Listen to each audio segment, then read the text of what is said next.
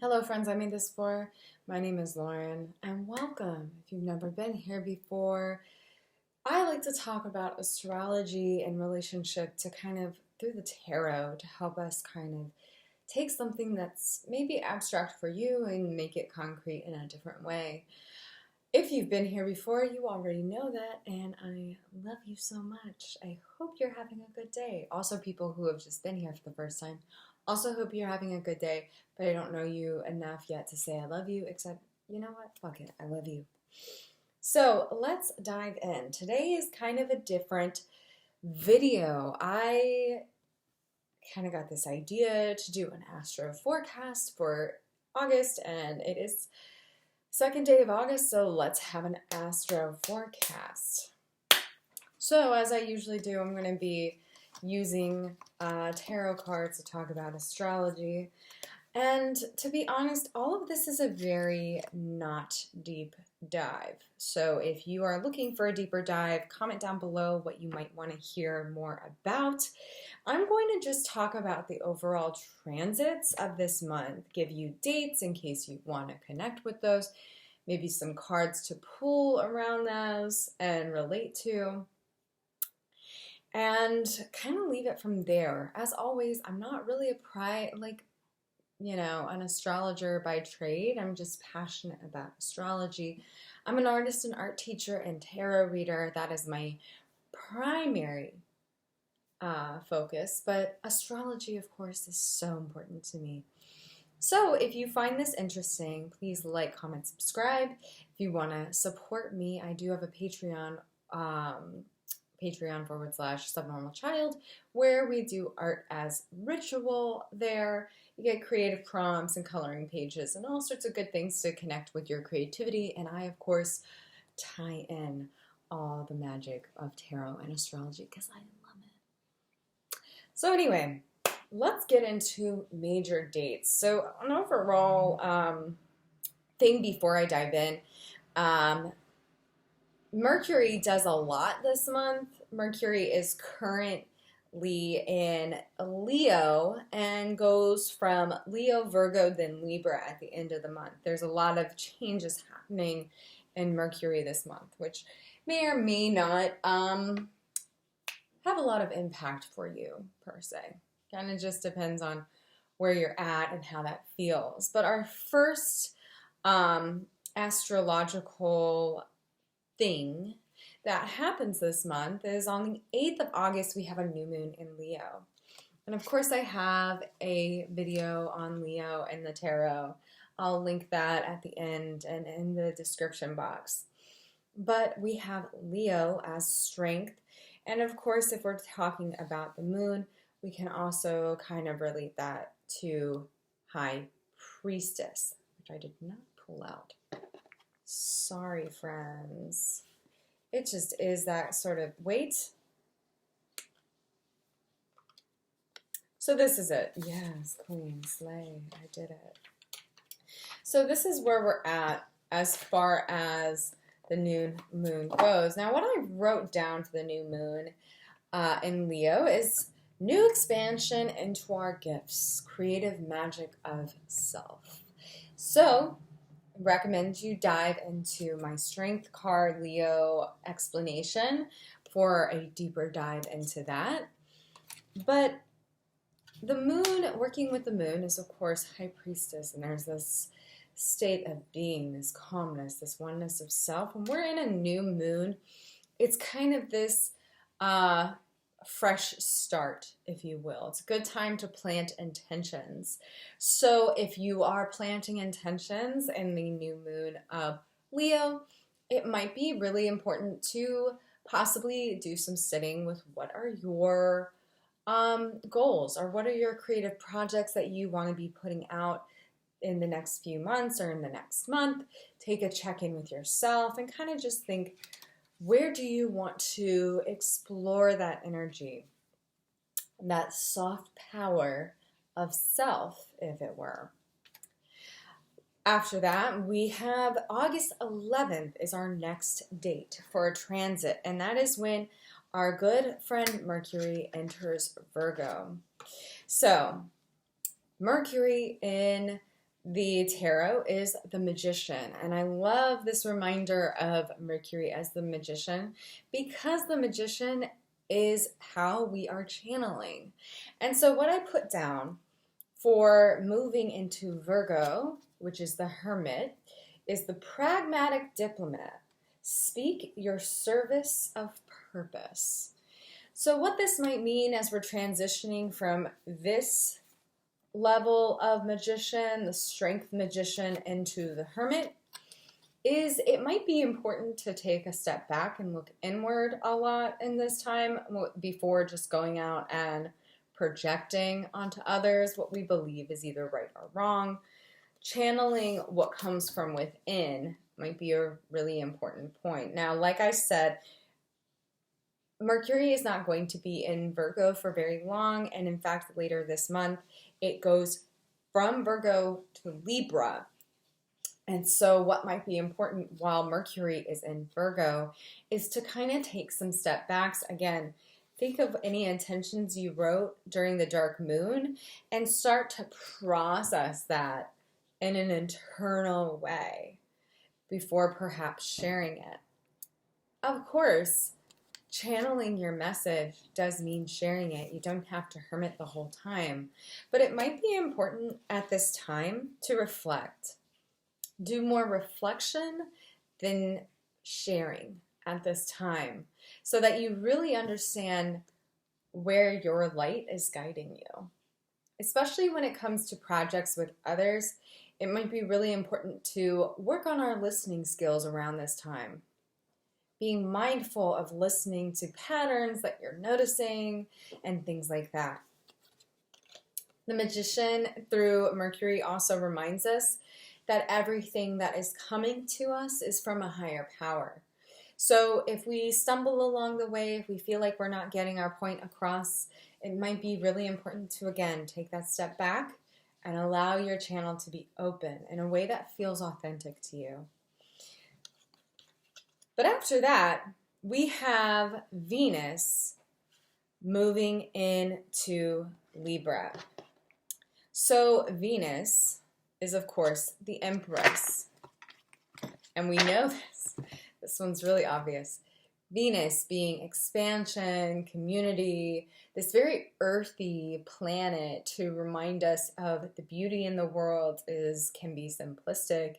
It's our ability to be expansive, to be open, and to be in a space that is nourishing to us, what nourishes us. And of course, Libra in the tarot is justice. So what I wrote down for this is finding balance in our community, expansion through understanding. So I think it's really interesting, this movement, the Hermit, is a lot of inward reflection, understanding, because justice, Libra, is a reminder of balance, being able to see both sides, but also being able to use our intuition in a way to determine whether something is really for us or not for us. When it comes to Venus, community is a big theme with this planet. So checking in with friends around this time to see where they're at. I see August 15th, as we get deeper and deeper and deeper into August, we're going to probably see more shutdowns. We're going to see more mask mandates. There's a lot of reasons for this. My reasoning for thinking this is really based on what other astrologers have been kind of talking about and looking into. So if you have other astrologers that you follow that seem to be talking about this, just kind of listen in intently. Expansion through understanding also means being able to see what might not be working for you in your community. How is your community nourishing you? Or maybe there's things that you are not finding that balance or nourish you fully. So with Venus being in Libra, it might be a good point with all this other reflection that we're doing. The new moon in Leo, which is a lot of self intention, the Mercury in Virgo, which is, again, a very inward energy, inward earthy energy to kind of channel back what works and what doesn't. And we might be finding that community is kind of strained because of the possibility of more lockdowns, more mask mandates, more restrictions happening in the world. Now, I'm not saying this is definitely going to be happening. It's based on what I've seen other astrologers saying, but also kind of being reflected in the news. There's definitely some shifts going on here. And a lot of people have talked about the shift where Jupiter entered back into Aquarius on the 28th.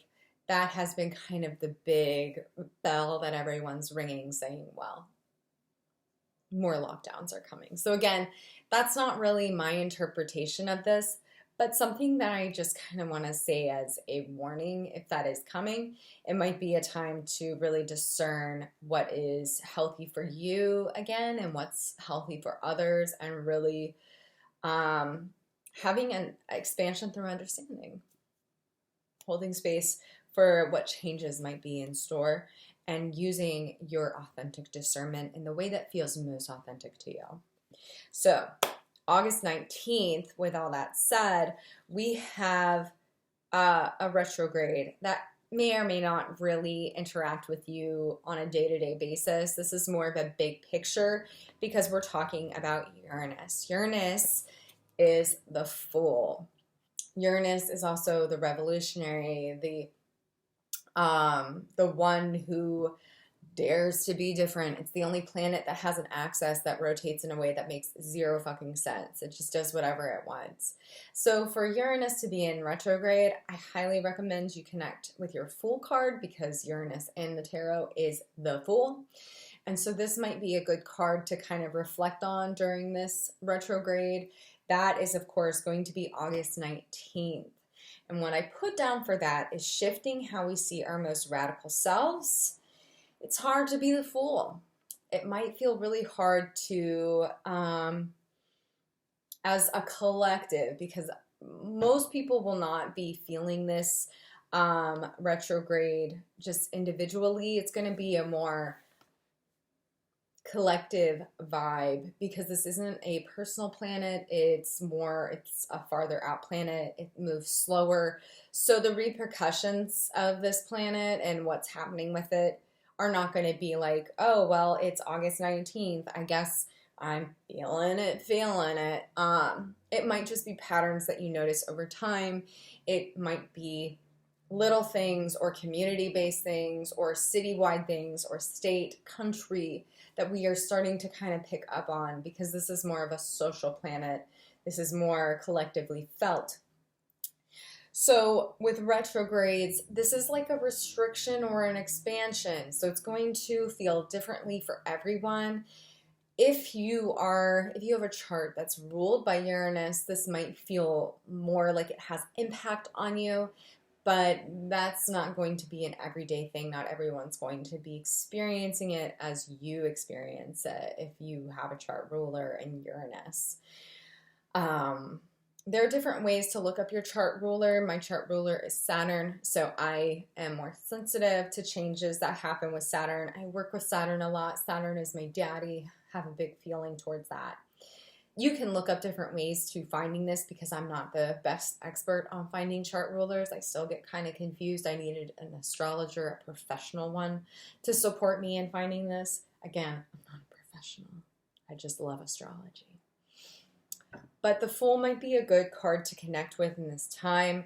Again, it's going to possibly feel hard to be living our identities the exact same way that we've been wanting to. Maybe there's restrictions from a job, relationship, or mandates because of COVID. There could be a lot going on here, so I won't try and speculate for you individually. And like I said, if you're interested in maybe a deep dive where I talk about the signs and all that, we can do a deep dive into where Uranus is, but I feel like this has already gone on for too long. And the thing I wanted to talk more about is August 22nd. So August 19th is when we see this planet move into its retrograde. There's maybe some shifts happening there. But on August 22nd, the sun, beep, beep, beep, beep, beep, the sun moves from Leo into Virgo. So again, we are finding the soft earth of Virgo's energy, the hermit, reminding us to just simply slow down, smell the roses, enjoy things, and also reflect for self. Take notice of your household, maybe do some late summer cleaning, organize your life in a way that feels supportive for you, do things that allow you to come home to yourself. The sun, because that's where the sun is at. This can be where we are empowering ourselves, kind of embodying that hermit energy. But what's interesting on this day is we have a full moon in Aquarius. Also, the star is representative of Aquarius. So this is not normal. Everyone talked about, or well, it's not the usual. These will say this. It's not abnormal. It's not subnormal. It's just not the regular deal. For the most part, the sun, when it's opposite the moon, that's when we see that opposition, that's when we see its fullness. Now, when the sun entered Leo last month, the moon kind of came up and was full very quickly, giving us this time where we have 2 full moons in the star or Aquarius. So even though the sun is doing this, it wouldn't usually. It's, we have next month the full moon in Pisces, which is the opposition of the hermit or Virgo. But the star is our representative of this full moon. And so what I put here is ideological overwhelm, making peace with lots of lessons, and kind of allowing things to move through us. So what might be really important for us right now is to go through and do some journaling. What did we notice during the full moon of July that was also Aquarius? Was there a lot of lessons that we learned that were reflective of our unknown inheritances, so lessons from our family ideology and things like that. There could be a lot going on, and again, this is kind of saying it's time to look inward, it's time to look inward, and release any resistance that we might have around this. Because this is our second Aquarius full moon of the year, and again, this isn't very typical for Virgo season for us to not only have the sun entering Virgo, but we're also having the full moon in Aquarius. This isn't necessarily very typical. So there might be a lot going on internally as far as what do we do with this, but also having to reflect on what did we do a month ago when this shit came up. What lessons were we learning there? How are we closing those lessons or moving on to the next thing? Lastly, we have our good friend Mercury moving into Libra. And so for that, I put speaking truth to power requires a strong moral compass. So standing in our truth, understanding right from wrong, and being able to discern what's real and what's a lot of bullshit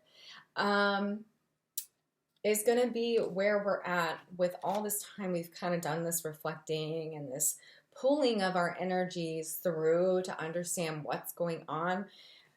By the end of the month, that's August 29th, we might really be able to discern a lot of the shit that we've been working through internally and kind of continuing that through the rest of Virgo season. So we're going to be able to take a step back, understand a little better, and start next month with a really fresh perspective.